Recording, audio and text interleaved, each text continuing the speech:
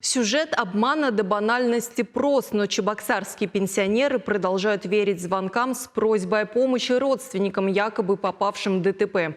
Чувашские полицейские задержали очередного курьера, похитившего у обманутых пенсионеров более 4 миллионов рублей. Подробности у наших коллег из пресс-службы МВД. Мне позвонили на абонементный стационарный номер.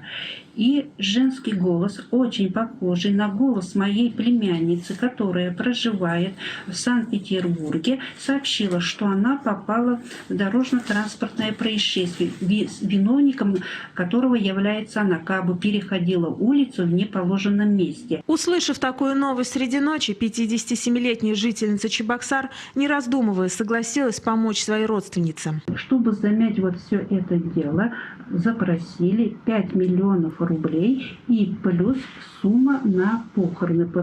Как бы вот водитель машины, вот которая женщина была за рулем Toyota, она скончалась. И ее родители затребовали 5 миллионов рублей, и тогда не будет возбуждаться уголовное дело. Это как бы возмещение материальных и моральных затрат и обеспечить похороны. Полагая, что спасает племянницу от больших проблем, пенсионерка собрала все свои накопления и передала вскоре прибывшему курьеру 3 миллиона 700 тысяч рублей.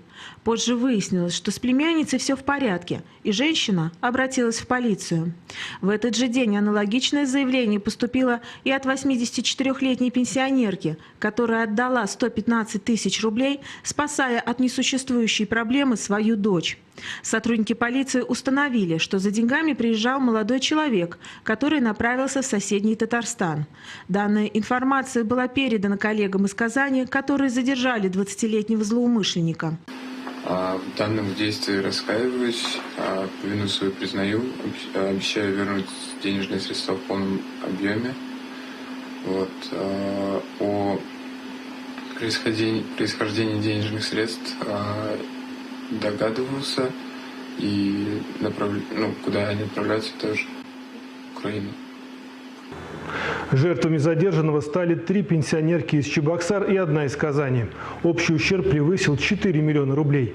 На время расследования уголовных дел, возбужденных по статье мошенничества, фигуранту избраны меры пресечения в виде заключения под стражу. Этот, казалось бы, забытый способ обмана уже второй год пользуется популярностью у аферистов. Если у вас есть пожилые родственники, расскажите им о таких случаях, чтобы уберечь их от мошеннических действий.